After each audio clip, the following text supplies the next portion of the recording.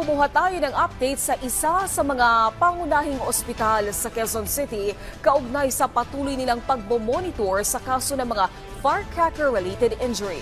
Si Gab Humilde Villegas ng PTV sa Balitang Pambansa Live. Naomi, nananatili pa rin, nakahanda na ang pamunuan ng East Avenue Medical Center sa inaasahang bugso ng mga mapuputukan sa pagsalubong sa bagong taon. Sa pinakauling tala, nananatili pa rin sa 12 ang bilang ng mga naputukan na dinala sa ospital. Ang pinakauling biktima ay ang 16 na taong gulang na lalaki na mula sa Batasan Hills, Quezon City na naputukan ng pikulo. Sa ngayon ay nakauwi na ng kanilang bahay ang nasabing pasyente.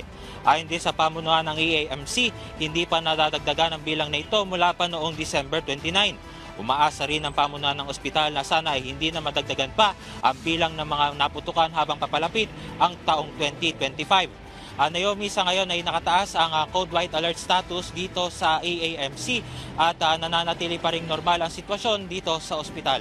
At yan muna latest, manigong bagong taon sa iyo, Naomi. Happy New Year! Maraming salamat, Gab Humilde Villegas ng PTV.